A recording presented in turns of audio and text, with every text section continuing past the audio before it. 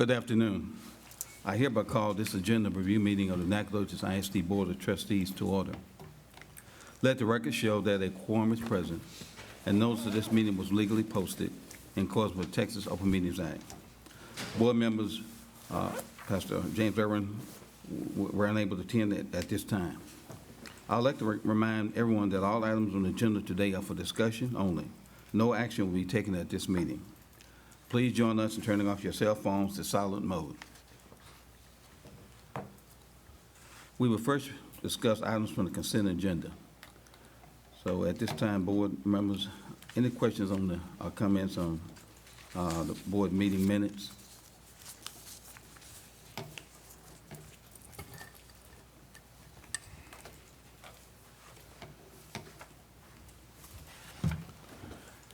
Mr. President, I don't have any I have just a comment. No, may I make that comment? Yes, please. During the budgeting, do we understand sometimes overlooking some sports are that the length of the sports is far beyond the other sports? In other words, for example, some sports goes for 4 months or 5 months. Yes. We're still giving stipend $3,000 for assistant. However, some sports is 10 weeks. And some sports also have more than 1 or 2 or 3 assistants. Each assistant would get, for example, junior varsity assistants would get the same amount as a freshman assistants. I mean, that's a question.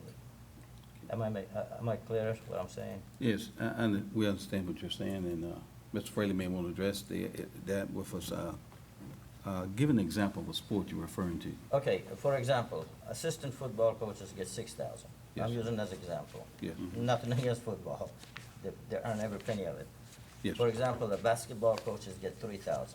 Yes. Junior varsity gets $3,000. Then if they have a freshman, the freshman has to get $3,000 as well. Then also sometimes assistant coaches are assistant coach to another sports as well.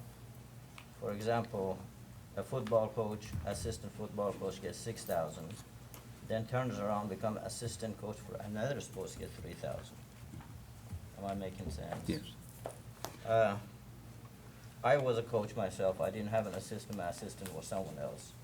And I did everything I had to do as an assistant, as a coach myself. Now, somebody asked me, say, well, you didn't have to do. I said, well, I had to because I had to. I don't know how to judge. But I'm not questioning. I'm just bringing to the attention. Some sports goes, for example, I use soccer, for example, which Yes, I sir. coach. Our school starts December 2nd. It goes all the way to be exact, goes to the, December 2nd to March 24th, which is district certification. Then you go beyond that, at least 2 weeks. So no, it would, and this include Christmas holidays Yes. and spring break as well. So, and they play 2 games per week, back and forth. Every night comes home very late. So, that's a comment I had, just to be considered sometimes. Mr. President, Yes. I know last year there was a review of these things. Nothing like this came up. More than happy to review it. Probably it's not timely to do it for this budget cycle. Yes, sir. I'm more than happy to have more input from you as we begin working on next year's budget cycle and the compensation plan. Yes. So we really have time to really reflect, because I'm sure there's probably other examples that others would have concerns about that we need to talk about. Thank you, Mr. Fraley. I understand you're talking about the level of responsibility and shorter schedules and so And the forth. length of the and sport as schedule. well. Yes. Mr. Fraley, thank you if you would. Thank you, Mr. Fashi. Any other board members, any other comments on the minutes? Ms. Barbara, we're down to business office reports. We'll turn it over to you, and as you walk us through business office reports.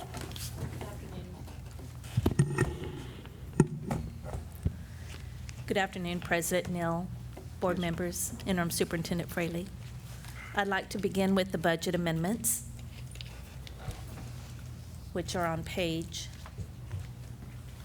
18. We have very few this month.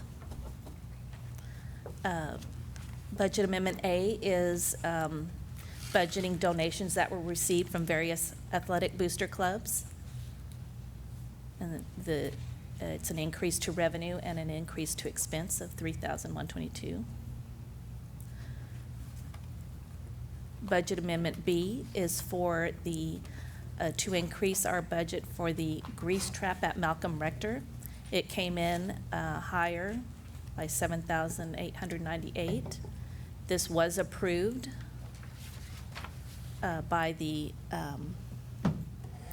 Department of Agriculture. Budget Amendment C is a contingency. We're getting very close in our maintenance for student nutrition. I doubt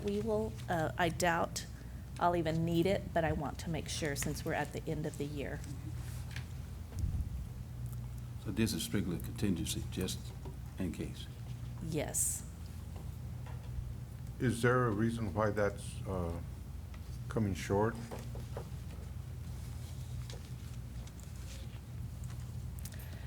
I mean, I'm just curious does that happen regularly, or is this just something that? Well, a budget's a living document. It's always changing here at the end of the year.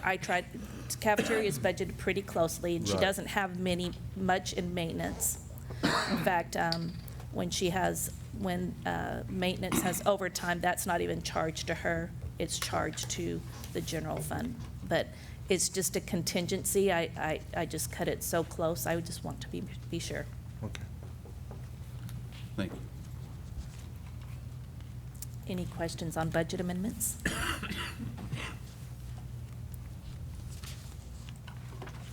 All right, I would like to move on to donations under 2,500 on page 23. Received donations, gift cards for teacher appreciation gifts, a donation of a car jumper system, and a donation of cardboard drink carriers from Chick-fil-A. That was all for Reggae. Student Support Services received a donation of CPR surplus from SFA. And Nettie Marshall received donation of Easter eggs, baskets, and decorations from Walmart, a donation of $50 from Walmart for supplies, and a donation of $200 from M. Wesley and Associates Real Estates for the Field Day water slides. Thank Those you. were all donations under 2,500. Board, any questions on donations under 2,500? Thank you, Ms. Bowman. All right. Next, I would like to move on to page 24, donations over 2,500. These all came from the Dragon Athletic Booster Club, and the detail is there in front of you. We received $1,287 from the Girls Basketball Athletic Booster Club, a donation of $446.47 from the Swim Team Athletic Booster Club, a donation of $62.24 from the Track Team Athletic Booster Club, a donation of $445 from the Girls Track Athletic Booster Club, a donation of $448 from the Softball Athletic Booster Club, and a donation of $432 from the Nacogdoches Boys Athletic Booster Club, for a total of $3,120.71.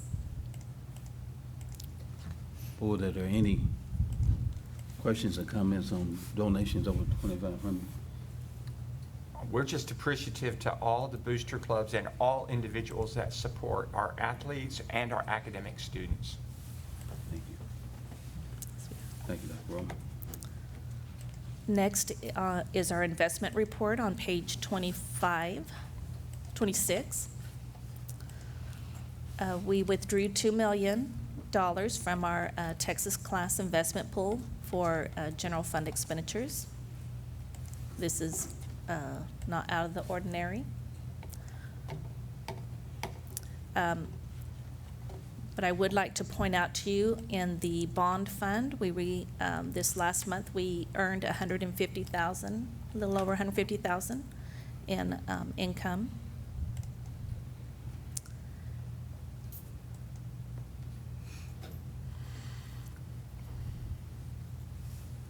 And in total, we earned 100 and, sorry, let's see.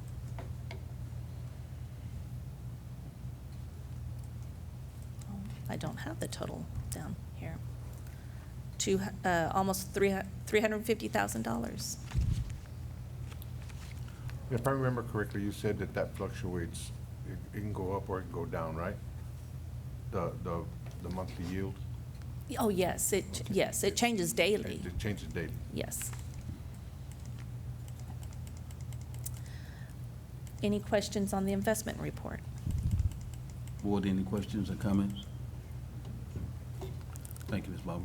All right.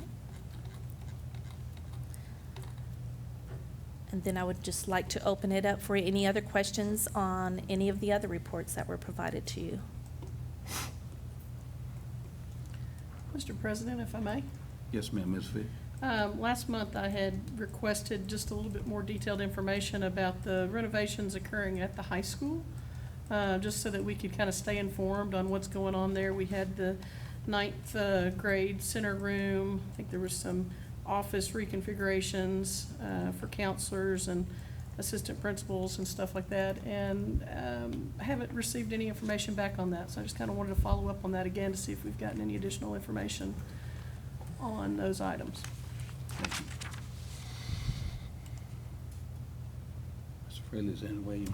I'm not sure what that question was, but we'll make note of that, because I'm not remembering right now. Beyond what's in the report and what's coming up later on regarding athletics.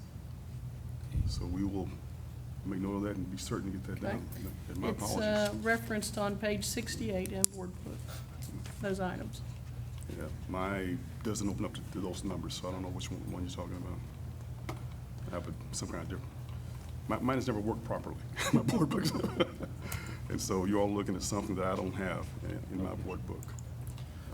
Mrs. I can look over, you have it. Let me see. You said 68, Pam?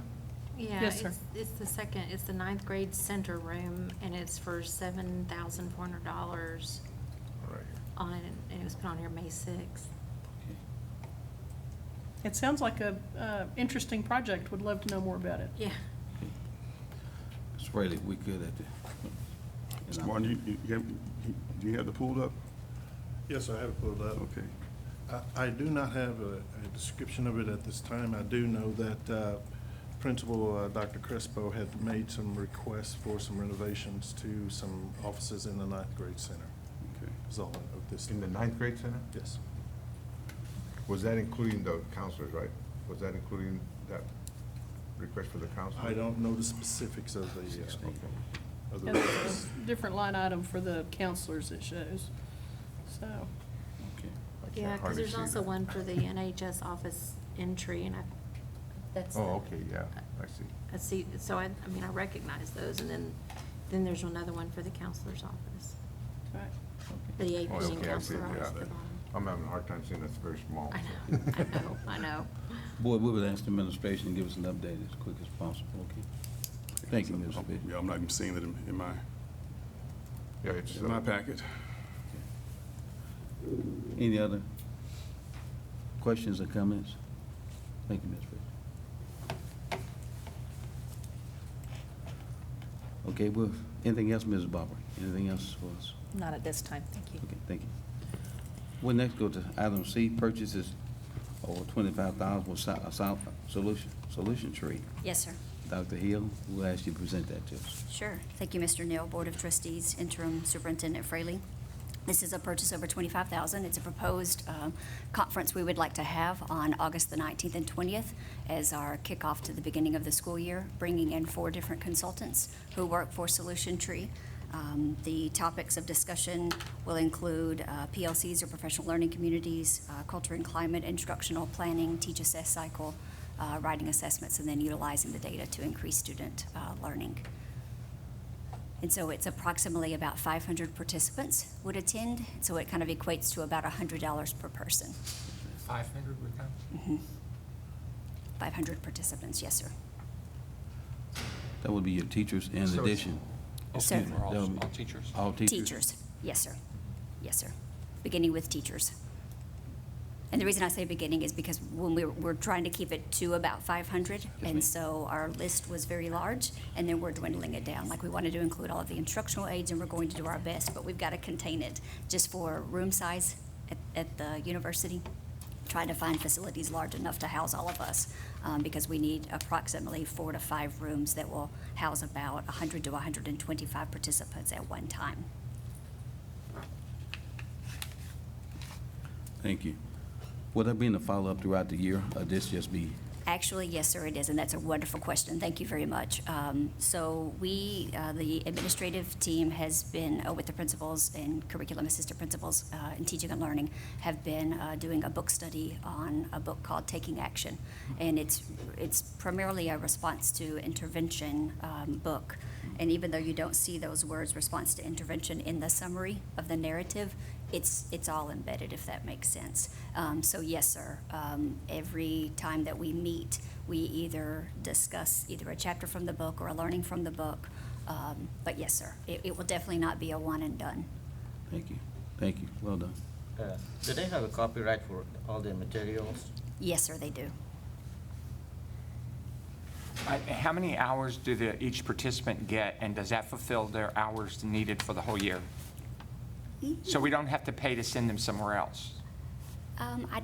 That's a great question. They will get continuing education hours. I'm at a loss right now on how many teachers have to have every year.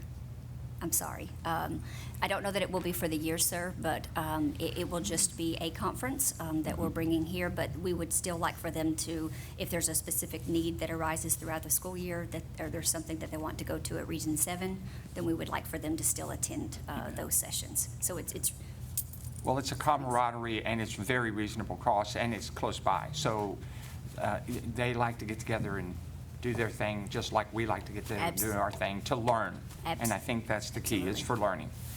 The only thing that's changed since I wrote this narrative is I did meet with the Dean of Education on Thursday afternoon about some potential additional rooms that we might have access to. So while I said it's at the Student Center, I'm waiting on her to get back with me, or her assistant, because there may be some additional rooms that we could utilize. So that would be the only thing that's going to be different. Thank you, Dr. Hill.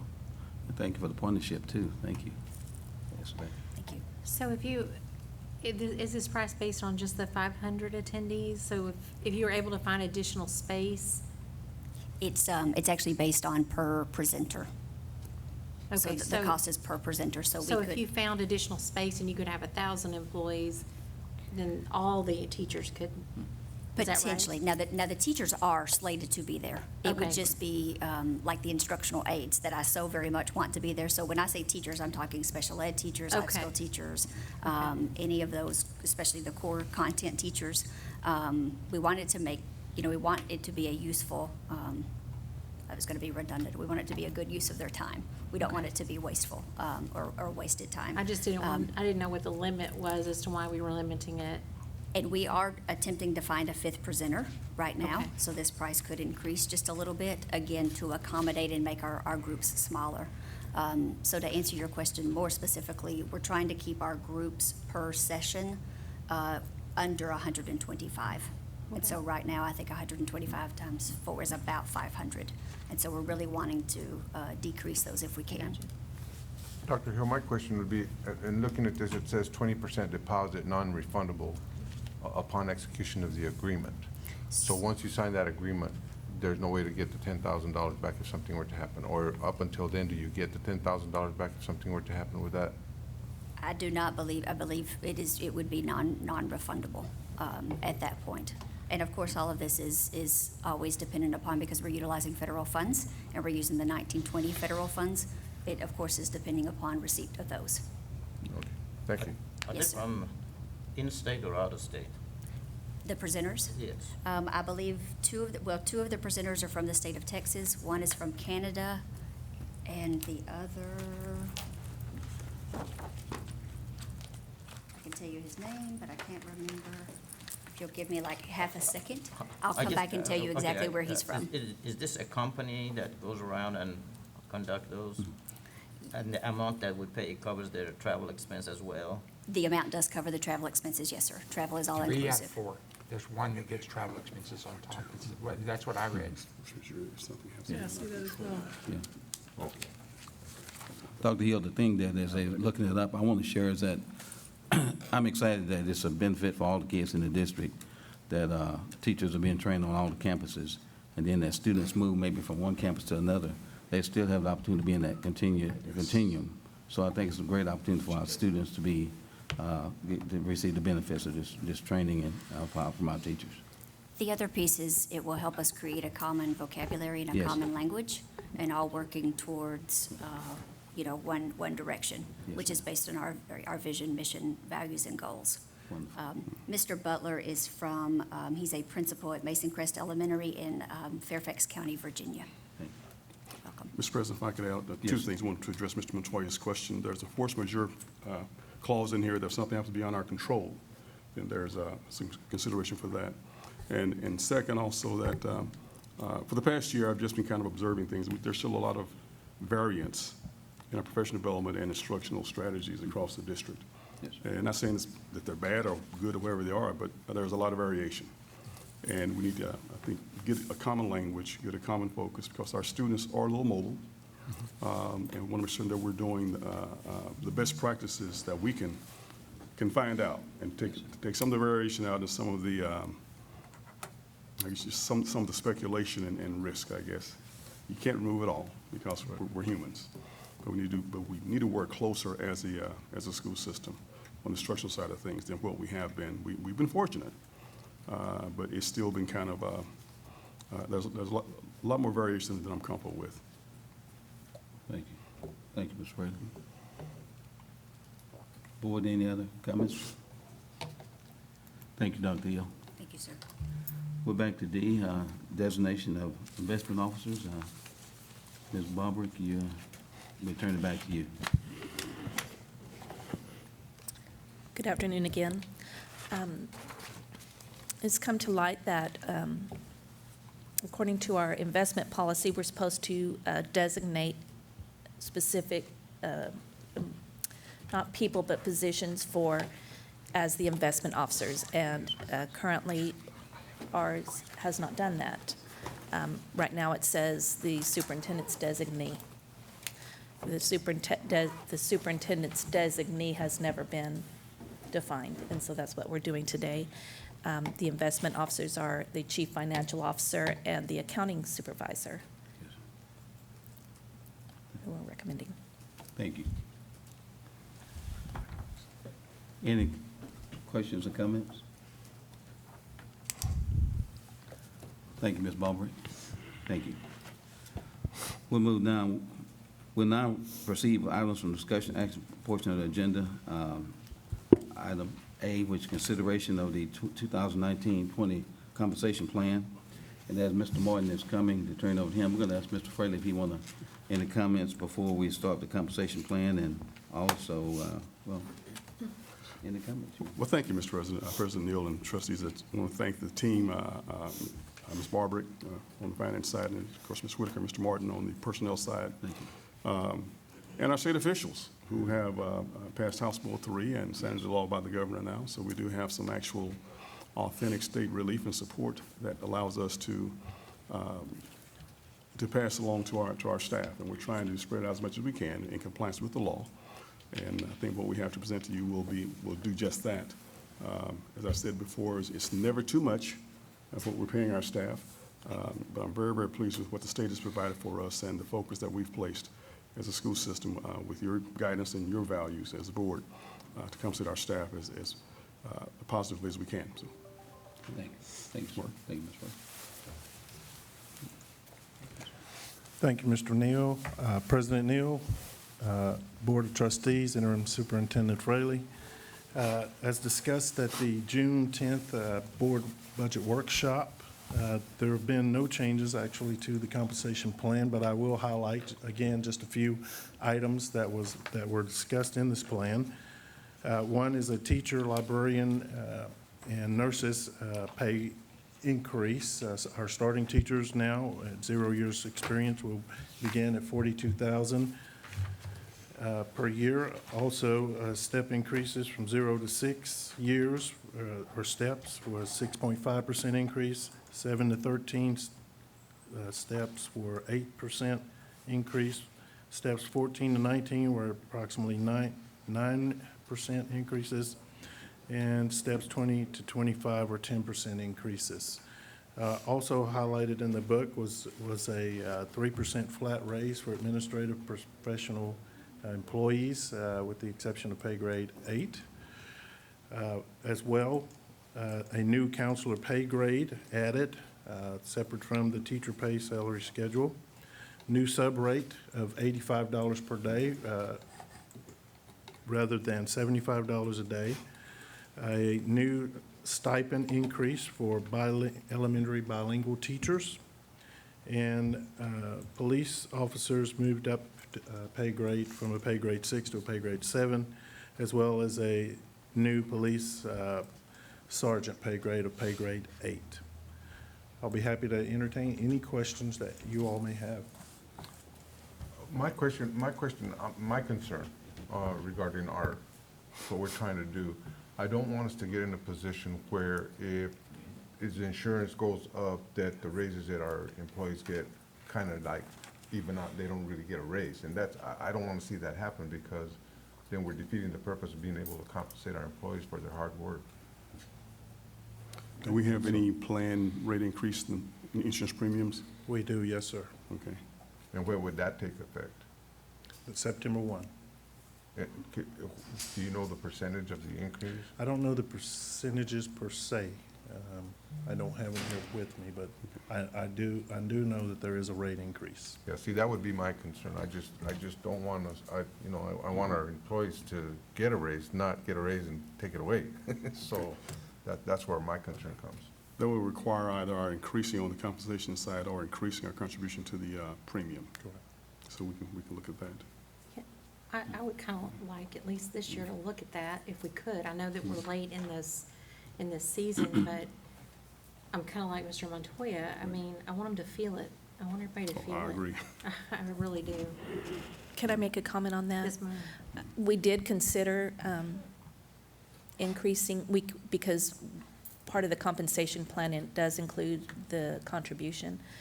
Only thing is, we decided, talked about it, decided to focus it towards their salaries rather than the premium, because not everyone takes health insurance. Right. And so by focusing it towards their salaries, everybody benefits. So from the House Bill 3 side, we're meeting the letter of the law of the 30%, and 75% of that goes to years 5 and above in compensation. So we're maximizing that. Yes. And so, again, the only way then to offset any premium increase would be for us to increase our side on the district. And when that time comes, we'll take a look at what that would cost us. So you're saying that if there was a net loss, it would likely be on beginning teachers, because the rate of increase for your experienced teachers has increased more than 3%, Oh, correct? significantly. And when we say a 3% increase to a salary versus a premium, it's not the same dollar amount. And a lot of folks say, they confuse that 3% being equal, and it's not. 3% of a salary is a lot higher than 3% of a premium increase.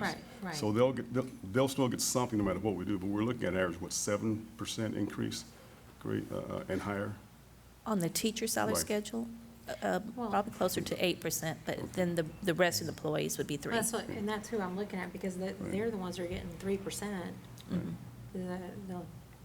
So what we'll do is, when the time comes, and we see what the premiums are gonna be, then we'll visit with the board, and you wish to increase from other funds outside of the House Bill 3 funds, money to offset the premium increase, and that's your option. Yeah, because I just attending that post-legislative conference, they really brought up a lot of things that people thought was going to be, but they're not going to be. And I don't want our employees to be really feel like they've been put aside, because I think it's important that we take care of our good employees and all of our employees. Mr. Fraley, I'm not good with numbers. Increase in salary, is it possibility they put in the next tax bracket? At the same time, insurance goes up, so they would end up losing on both ways. I gotta look at it case by case because of the deductions and those types of things. I have been victim of that. I have a comment. We're all a victim of that. Thank you, Dr. Grover. What I understand that we learned at the meeting, that there's also been additional compensation on the retirement side. Is that not true, that we'll be paying more into the retirement, or how? There was something about additional retirement money going in. Are we doing that, or is the state doing that, or if they're getting more retirement money, that's also part of their compensation? Yes, but that's on the state side, not on our side. It's how much? It's on the state side, not on our side. Okay, but do you know how much that will be? Yes, He may, yeah. $2,000 goes to per retired teacher from TRS. That doesn't have to do anything with the school. But that's also a part of what we're doing in their package. That was part of what No, that we're was not done. doing that. We're not doing that. Not, The but state that's is. a part of this, what they promised the teachers, we're going to give you this. That's part of what they gave them. And they split out some of the money and put it into retirement. Initially, they said it was all going to be cash.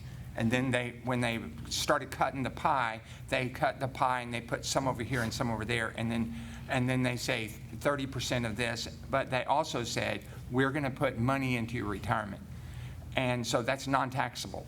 So that is a lot more money than it appears to be. I'm not against what we're doing. I think we should evaluate everything, but we should look at every factor that brings money to their table. Particularly retirement is a critical part of this.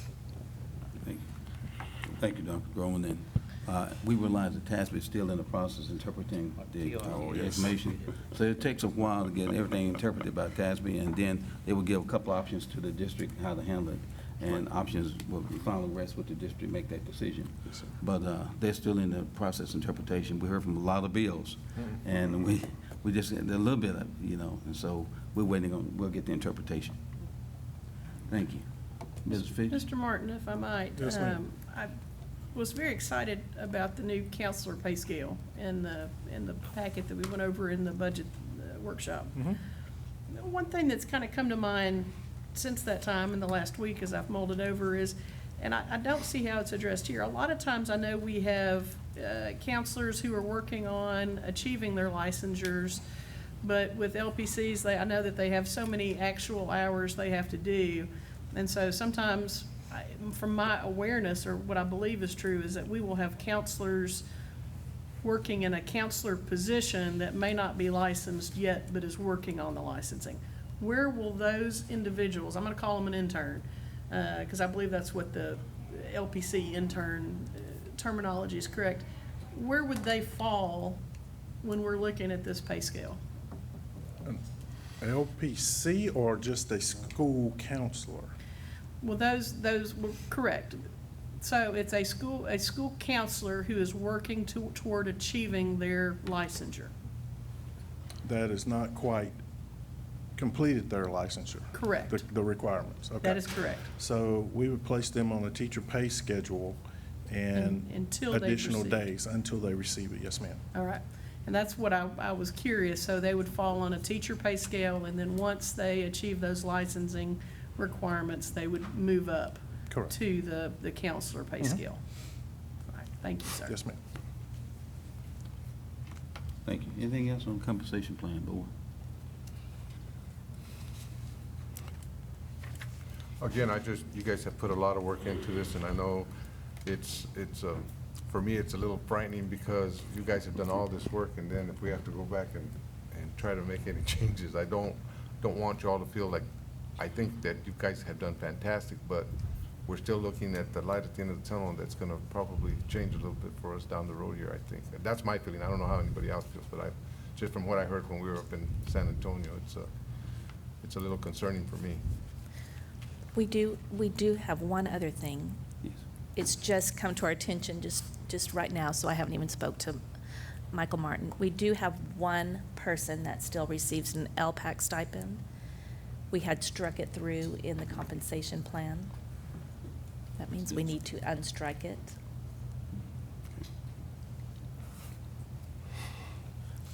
And let's do that and get that back out to the trustees. let's do that and get that back out to the trustees before Thursday. Okay. Okay. Board, let me ask you one question. Mr. Martin mentioned all job families will get a 3% pay grades, you mentioned, Yes, sir. except for pay grade 8. Except for pay grade 8, yes, sir. And we have 1 or 2 people in that group. 3. Yeah, 3. My recommendation, board, for us to consider doing 3% because of the work those people do at that time. Is this the grade that Mr. Fraley was speaking to the other day that was budgeted at 2% in Yes, the ma'am. proposed budget? Yes, ma'am. So I recall there was some support for that, and so we'll make note of that with the staff as well. Yeah, I believe you said you were gonna have to look at it because of the potential budget implications it would have, and Right. I don't know if y'all have had a chance, have y'all reviewed that yet? We have not had a conversation about that yet, but we will. Would you? Thank you. You're talking about top-tier teachers. Well, pay grades. Administrators, isn't it? Top tier administrators. John, There are 3 pay people in grade that 8 group. is- Okay. All of them were getting 3%, except that group getting 2. Thank you, thank you. Board, any other comments or questions?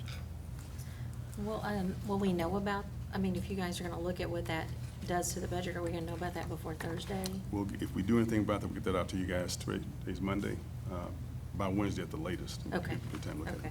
Thank you. Thank you, board. And if we don't get it to you, then we just don't do it. Thank It's you, on Mr. us. Thank you, Mr. President. Next item is B, consideration to adopt the 2019-2020 budget. Before I turn it over to Mrs.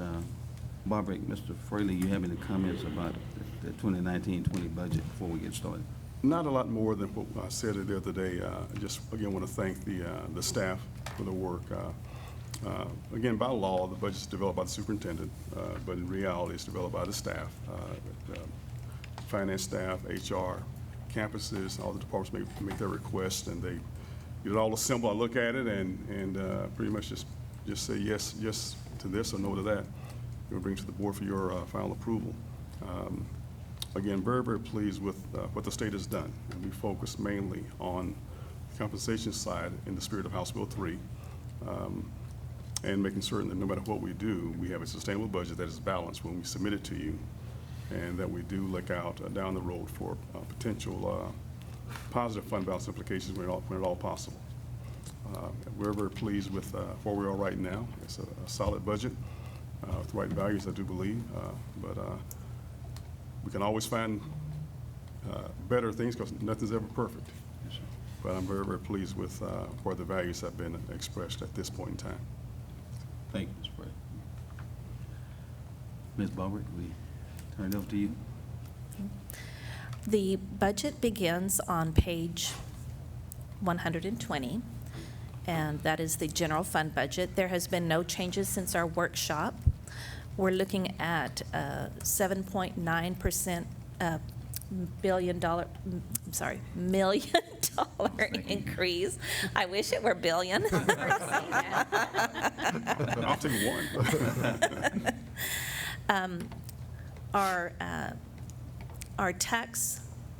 property tax rate is decreasing for the general fund from $1.17 to $1.06. And our debt service is remaining the same at 16.25. Which page are you on, Mrs. Barbara? Just- Page 120. Thank you. Thank you. So although our tax rate has decreased, our property values, which are determined by the state and our appraisal district, we're seeing an increase in what we're collecting.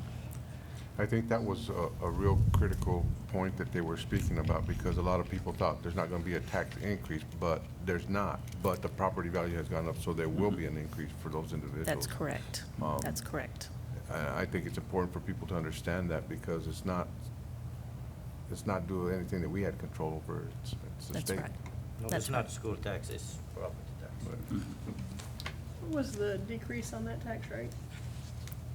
From $1.17 to $6.840. That's significant. Yes, it is. Yes, it is. But our state funding increased by 8.7 million. Okay. Actually, it was, I'm sorry, that was just the foundation. So it increased by a little over 6 million. But overall, all funding, we're looking at an increase of 7.9. And again, we are still hammering out information. We're supposed to be getting some kind of pre-K funding that's equivalent to as if we were being funded at full day. That's not in here. Oh, that's not included in? No, okay. it is not. And as I said, the budget is a living document, and as we know more information, we'll have Thank you. amendments for you.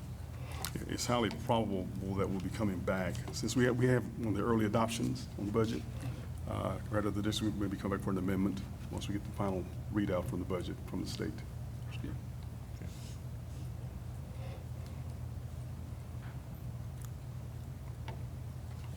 Is there All right, a specific date when they're going to try to get that out? Has anybody said anything about when they're going to try to do that, or just as soon as they can? I've heard nothing about a specific date.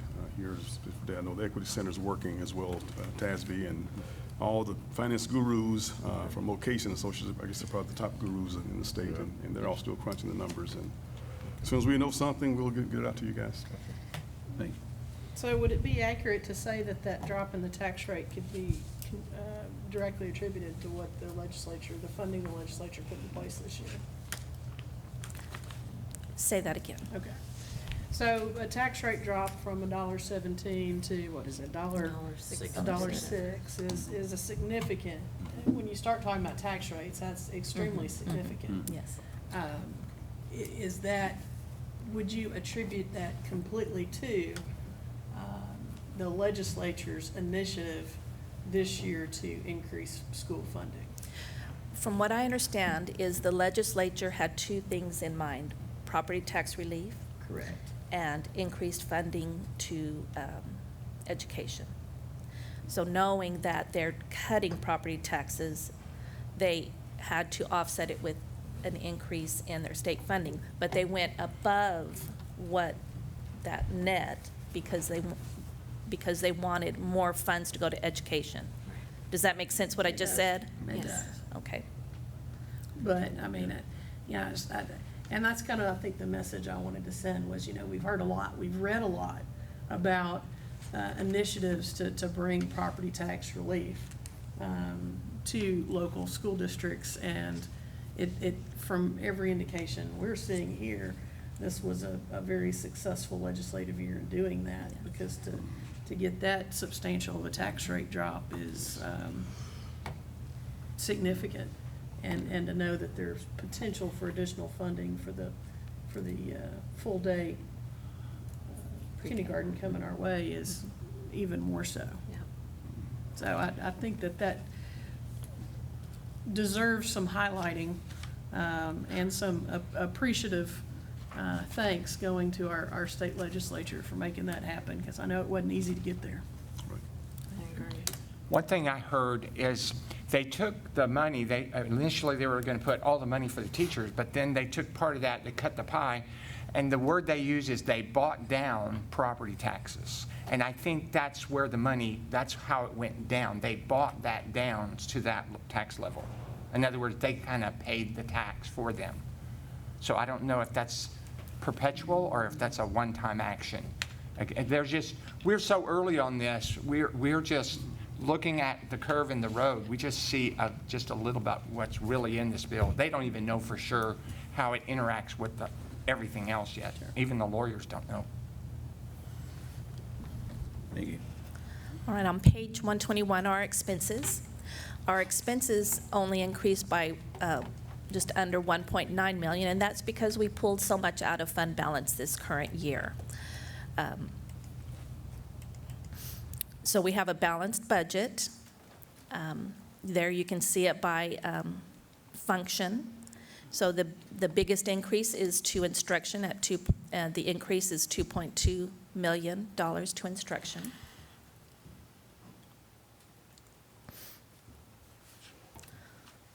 Thank you for that, because instruction is the heartbeat of everything we do, curriculum instruction.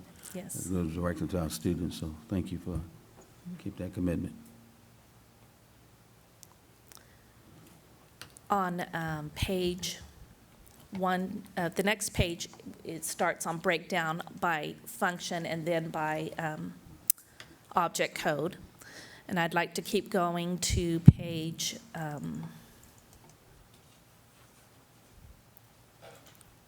125, where you'll see the general fund broken down by object code. And there you'll see that the majority of our expenditures are towards salary and benefits. So 45 million is towards salary and benefits as compared to a $59 million general fund budget.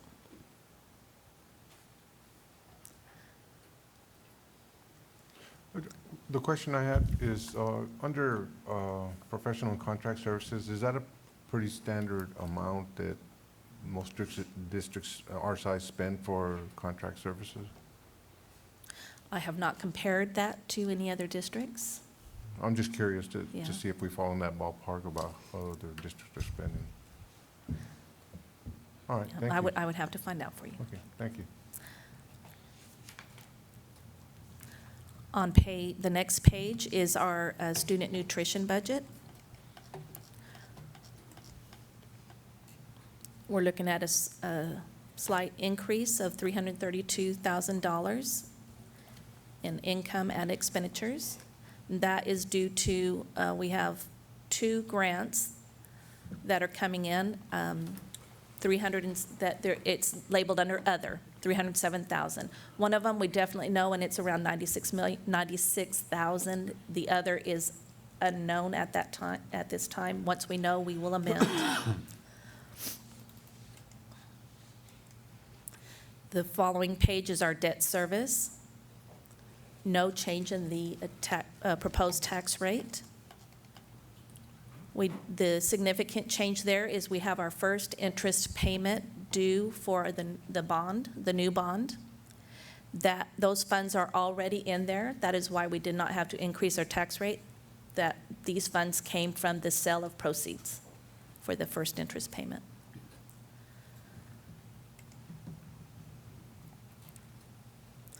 And then the following page is just all 3 combined, showing the totals.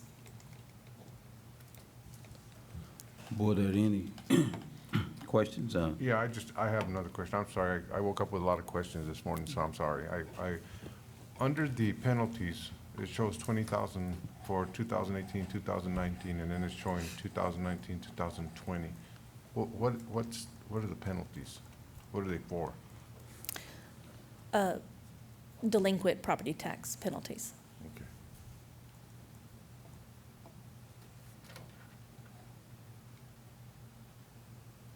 Thank you. Following this is the presentation. It has our assumptions where we have a refined ADA of 5,700, our M&O tax rate of $6.84. Certified property values will not be available until July of 2019, and we'll adopt in August. Staffing was based on an enrollment of 6,308, which is higher than what our funding is based on. So our staffing is based on a higher enrollment rate than what our funding is.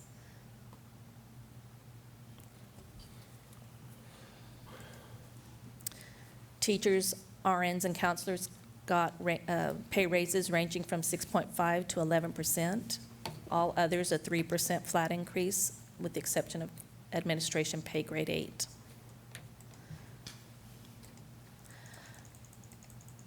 On page 143 is a pie chart of how our raises are broken out Thank you. by function code. The following page is how the $8 million increase was used. The majority of it 37% of it is to instruction. The next biggest pie is facilities, 35%.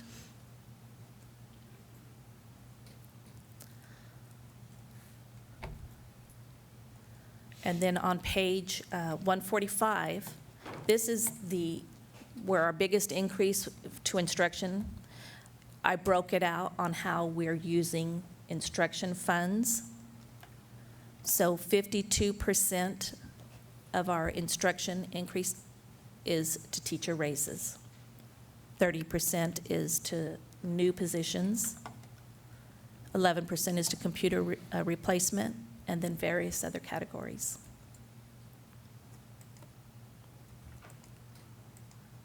Thank you.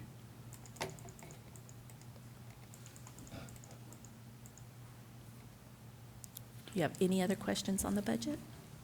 Board, any other questions before we go? I failed to recognize what Ms. Fitch said. We really do need to congratulate the legislators.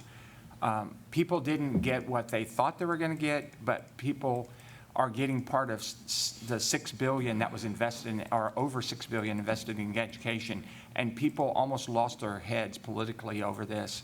And so we need to make sure that we have a positive outlook of this, of what these people in Austin have done for us here and for the teachers here. So I'm thankful for each one of them and what they've done. I'd also like to say that I'm hoping that with our changes in our district that we're going to be able to increase our enrollment this next year.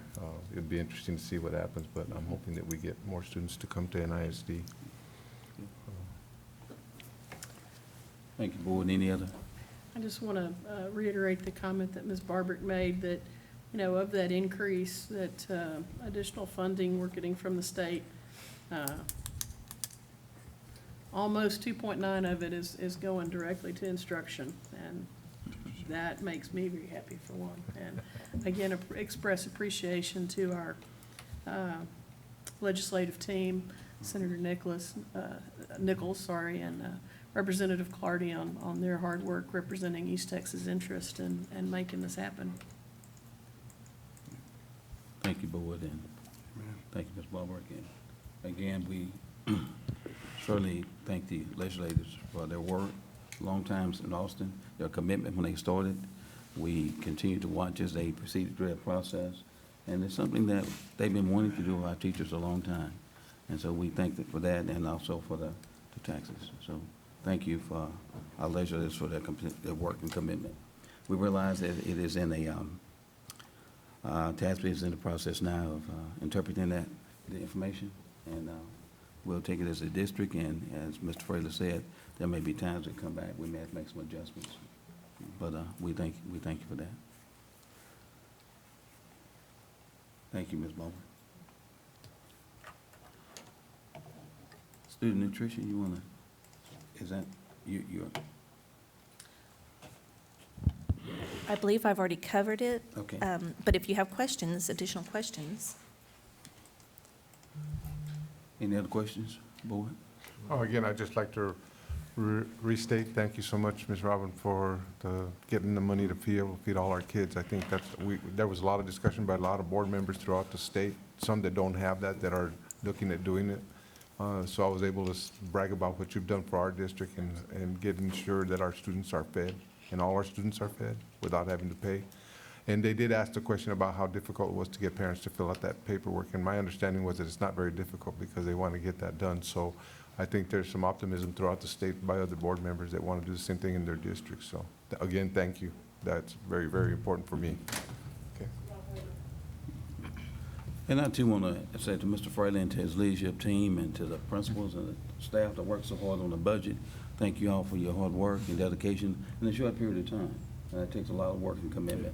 And you kept your focus, as Mrs. Fitch mentioned, on instruction, which is, to me, the most important thing we can do for our students is keep that focus on instruction. So thank you all for your work. We appreciate it. Mr. President, even though I'm not a member of any teachers' organization, Yes, sir. we should thank those members of the teachers' organization for relentless support of teachers and constantly contacting Austin. That's great. Absolutely. There was a lot of unity on this issue. Thank you, Board. The next item on the agenda is consideration of athletic renovations to the Nacogdoches High School baseball field, softball field, tennis courts, and stadium. Let me ask Mr. Fraley if he will start us with that discussion. Thank you, Mr. President. First of all, these are not bond funds. We were looking at these out of the fund balance, looking at the baseball field, as everyone knows, is in great need of repair. A lot of dips and cliffs and valleys on the field that it's pretty unsafe. So as we got into looking at what to do there, we realized, in visiting with the coach out there and new athletic director, actually Coach Reyes as well, and I talked with you all about this, either putting down natural turf again and trying to maintain it, or converting it to a pro turf type that is happening around us more and more. And so you've agreed to let us look at turfing it, and in looking at the quote from providers, we're able to do the softball field as well. And as we got into the bid and looking at other needs, we realized that the tennis courts have some needs, and we got a quote for them. We got a quote to fix those up. And where it says stadium turf, it is not replacing the stadium turf. This is just a couple of small patches outside the weight facility where currently it gets very, very muddy, and adding a sidewalk outside the stadium itself, outside the playing area, for visitors to get from the ticket booth on the home side to the visitor seats on the visitor side, versus coming inside the stadium. And so we're very, very pleased that we're able to do this out of the regular budget now. We're able to pull it down. We managed things pretty well. So this will not come out of the fund balance that we originally thought. It would come out of regular funds. And so we're just very, very pleased to get this going. We're going to have with your approval, a fall start, which is not a busy season for these installers. And so we got to cut a break on the pricing by doing it kind of out of season. We'll have all of these, the baseball and softball in place for the upcoming season. And we're very, very pleased with this opportunity that we'll have. And again, to get the tennis courts resurfaced and the new windscreens up. We're very excited about that as well. So you have a packet with the detailed information on the bid, and you have some diagrams, some pictorials of the layout of things. And so if you have any questions, I'm happy to entertain those. Otherwise, it's just what we've been discussing for a few months now. You know, Mr. Fraley, certainly number one, upgrade these facilities for our students. That's what it's all about. You know, I just looked at the diagram here, just tremendous. And at the same time, I'm sure along the way that our facilities will be upgraded where we can host playoff games here. Yes, sir. Yes, sir. That'll be another opportunity for us. And so I realize that there were areas that between the tennis courts and others that this will address, and so we're appreciative of that. Mr. Nuckentay, I visited with several area superintendents who said they were having a hard time finding playoff sites because of the rain. Yes, sir. This past spring, and that's been an ongoing issue. But maybe this will give our players a safe place to play. I haven't played on this field, but I'm told that if you stand at home plate, you hope you have a tall guy in right field, otherwise you won't see him because it dips down that much. I can hide over there. It's like a 6-foot drop or so from third base to left field to right field. And this is designed to accommodate all the drainage issues that we'll need and whatnot, and we'll be working with the city to get this approved as well. So we're very excited about this opportunity. I went through this at East Texas Baptist University, and we had a subpar baseball field, and we tried to fix it and tried to fix it and there just comes a point where you have to fix it the right way. And we're going from a subpar, unsafe, high-risk baseball field that with one student getting hurt could pay for this. So we are doing the right thing of addressing a problem. This is not fluff. This is a problem, and it must be confronted and solved, and only money solves this.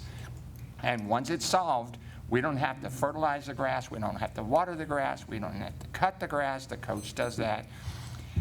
And we will have respect of other teams who come and denigrate our players for having a subpar field. So I think we're just getting our heads out of the sands and standing up to do what's right for our district and all of our students. The swim team was at the playoff game supporting the Dragon baseball players in our district bid this year. And so this is a matter of pride for our entire district and our entire community, and that's what we want to see happen. Not just on the baseball field, but in every area that's subpar. We can bring the playing field level, not just for athletes, but for academicians and special needs, and every person that needs help. We want to see them and help them. Mr. President, if I could piggyback on Dr. Groman there, and also to address Mr. Montoya's interest as well. The things we're doing in terms of instruction as well as our facilities, these things will help become more attractive. We have, as I said before, a little over 1,000 students who reside within our district boundaries, but don't choose us. They don't choose our product. So I would love to get a large number of those students back. And the things that we're doing definitely is designed to make it attractive to our source of pride for the kids we currently have, and an attraction to those who would consider giving us a second look. Yeah, I can honestly say that I attended a workshop in San Antonio, and one of the first questions I asked, how does facilities affect student learning? And I'll tell you, we had a great discussion because at the end of that session, everybody agreed that if you have facilities that are falling apart, it doesn't give much pride to your students. And I recall working for the district when I had to work at Carpenter and see kids in the rain and things. It's going to make a big difference for us, and I'm looking forward to that because I think it's a good thing. We're trying to up our game all the way around, and we'll have some work with the community coming up this fall as well. This indirectly helps the economic of town as well. Yes, sir. Mr. President, if I may, I'd like to make just a couple comments, and that is to express, once again, I know we've done it several times, but once again, appreciation to our community for supporting our bond initiative this fall. Without that, we would not be able to do this investment today because we would be worried about roofs and air conditioners. But because of their faith in us, that we would be wise stewards of the taxpayer dollar, it has opened up an opportunity for us to be proactive and to make investments back into our facilities. And just want to reemphasize that this is not bond funding.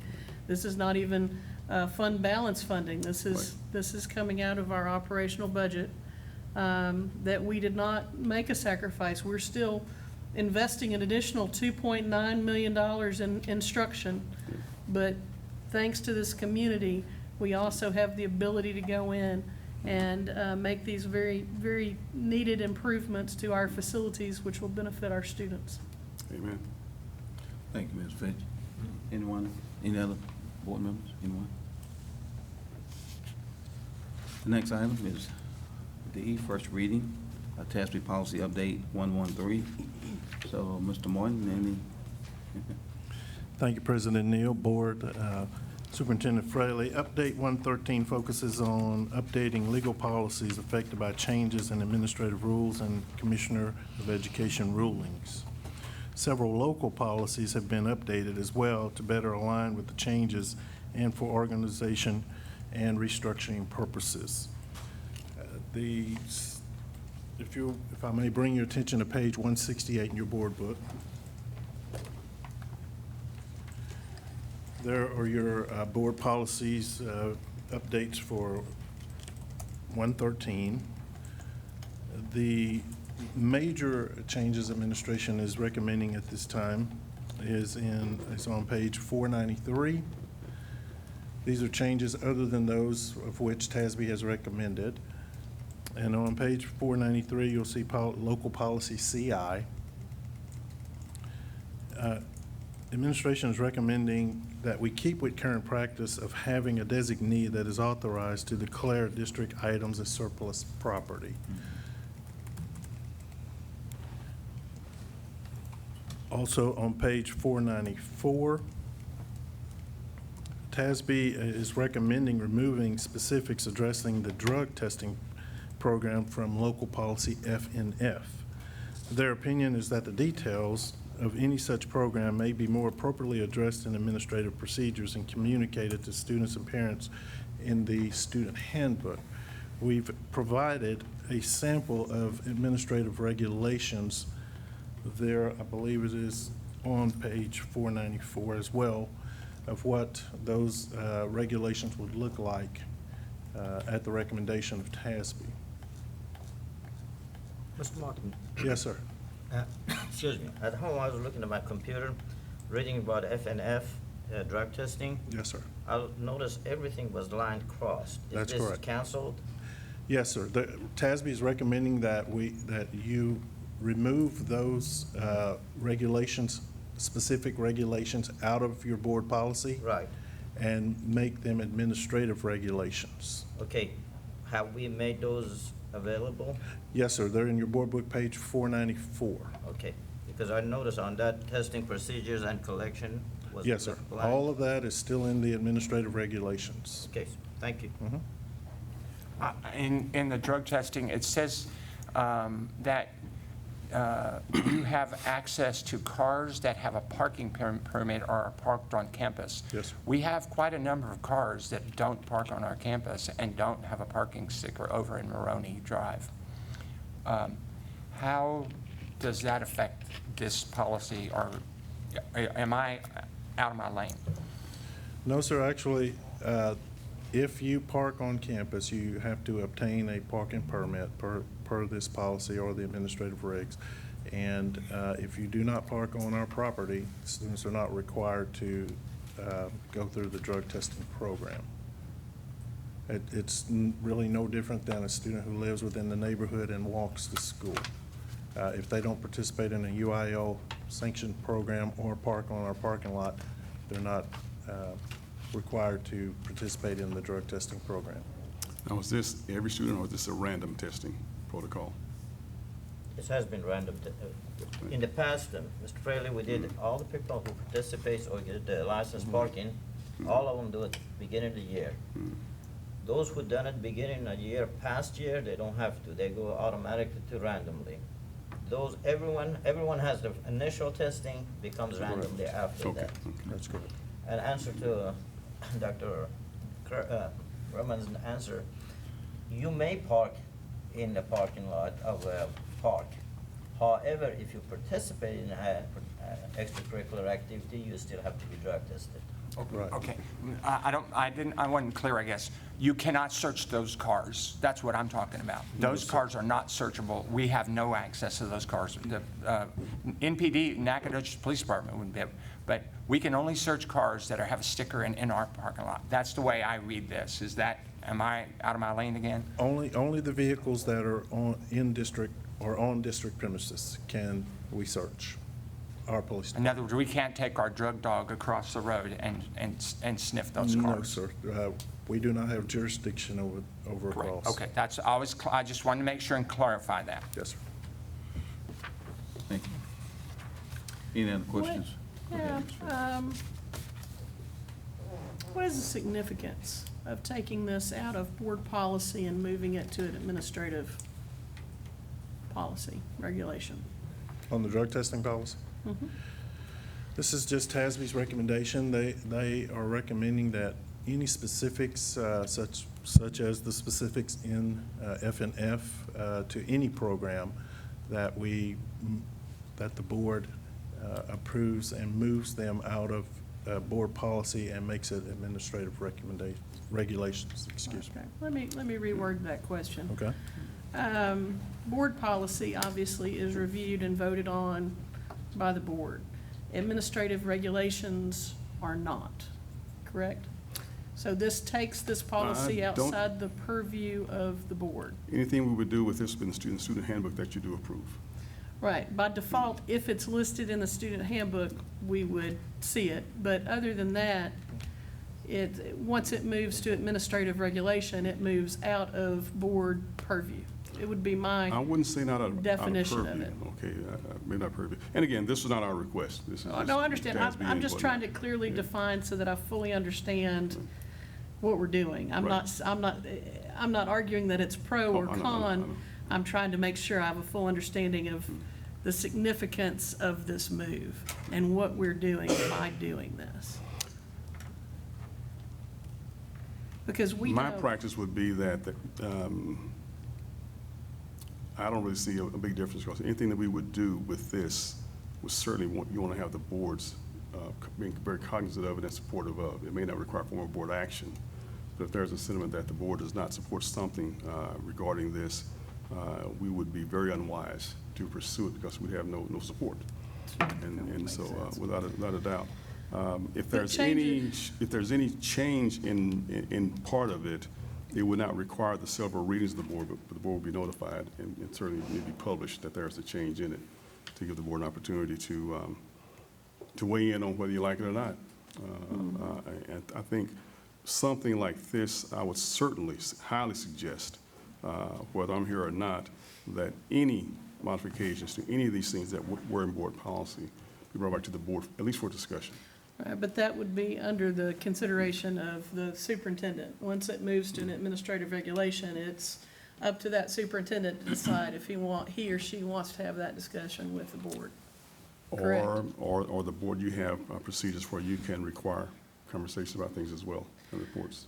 I know we have a board policy, are searchable on the web, or administrative regulations searchable on the web like the board policies are. Not to the same degree, I do not believe. Not to the same degree, but they are posted. On a drug testing, for example, ultimately, if there's an appeal, a board has to make a ruling when everything is exhausted, correct? Correct. So, But the board does have to approve the student handbook. Correct. So if we saw the student handbook and we said we don't like this, Exactly. then that's where so then you would have to go back and change the policy. Either the policy or the administrative reg. Regulations are, yes.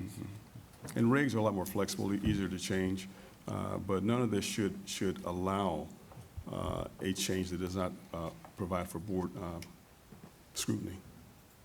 Most certainly.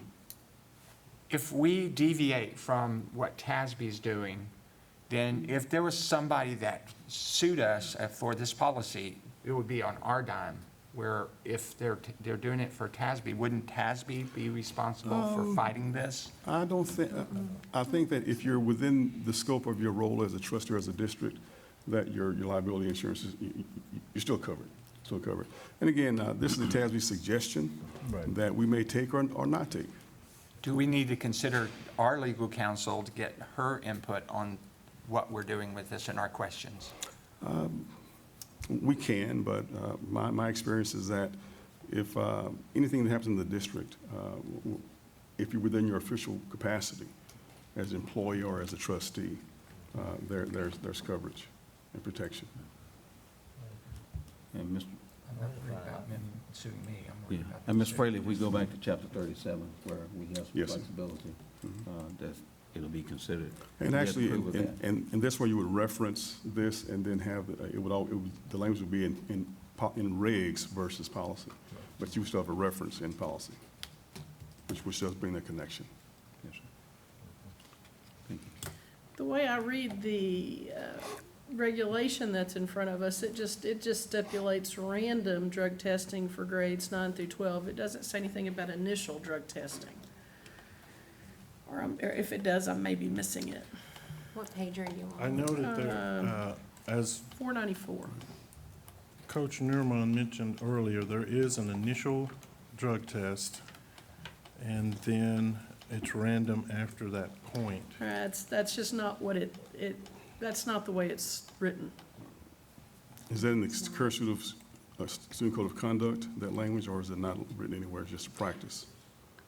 I've not had to weigh in on this one yet, to that degree. Well, I think I was very much involved at the beginning, and it was every student who participated in extracurricular activity and or parking on in a campus has to be initially tested.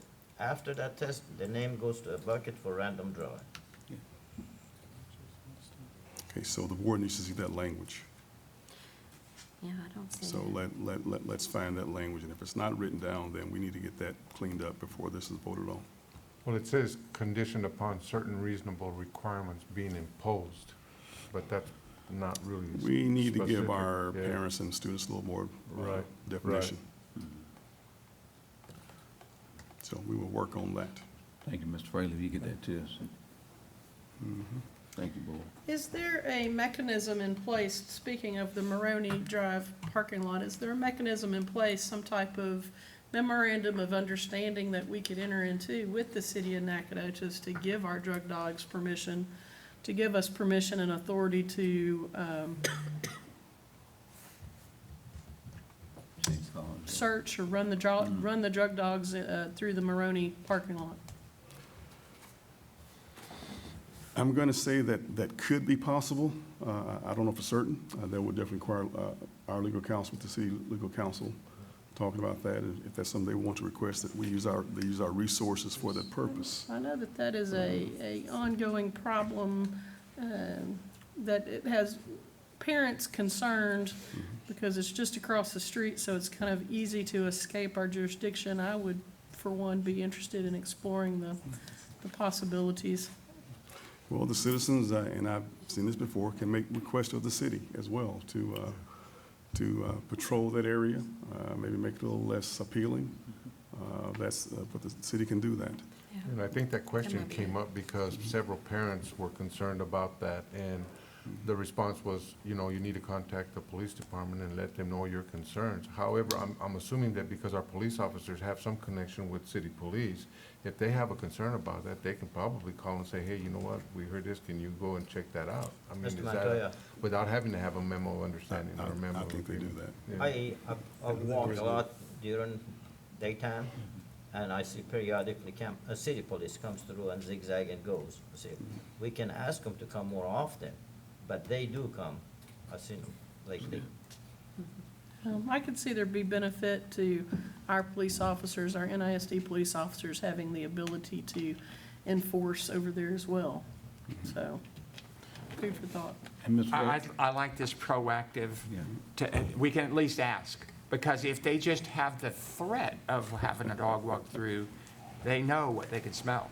But again, we have so-called unreliable going beyond stretch beyond our premises? They're not even supposed to park there, are they? If there were a situation among our students anywhere within the district boundaries, our guys are fully commissioned officers, and they can enforce traffic laws. So if they want to go over there and police the park, they could do that. But that is a city property that we need to try to respect that. Well, I'm thinking in terms of maybe a hypothetical where somebody says a student has a gun on his car at Maroney Park.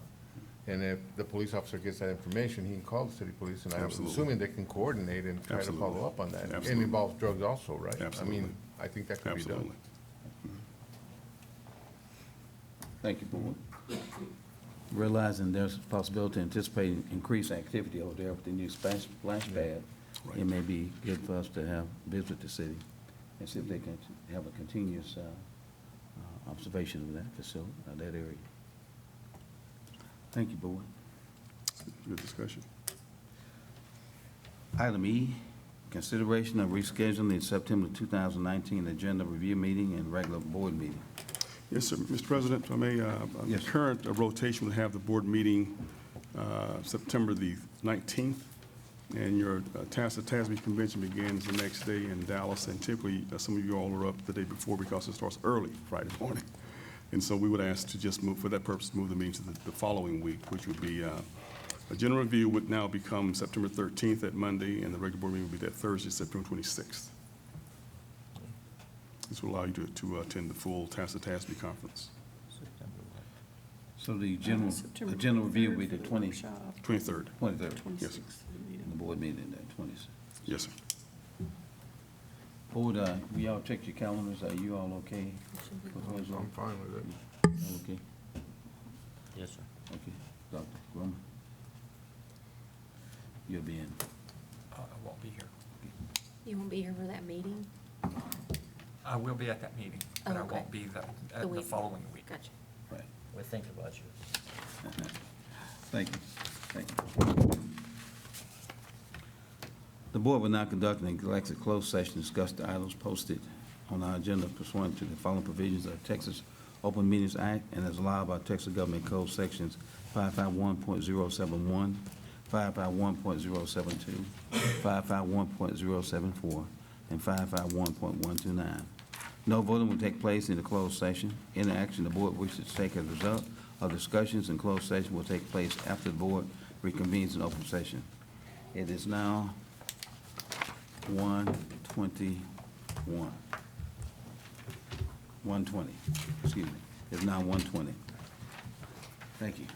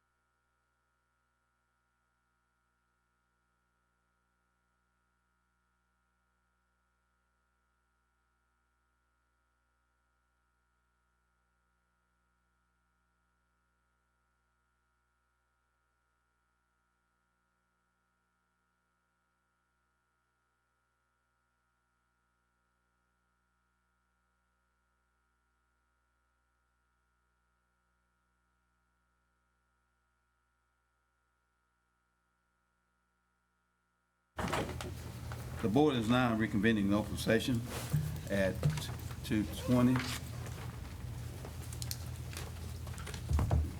Mr. President, I make a, Before Okay. you, let me ask one other question, board. Do you have any recommendations for future agenda items? Would any of y'all have recommendations for any future agenda items? Ms. Fitch, please. Mr. President, I make a motion, we adjourn. You have a second? Me. Well, motion second.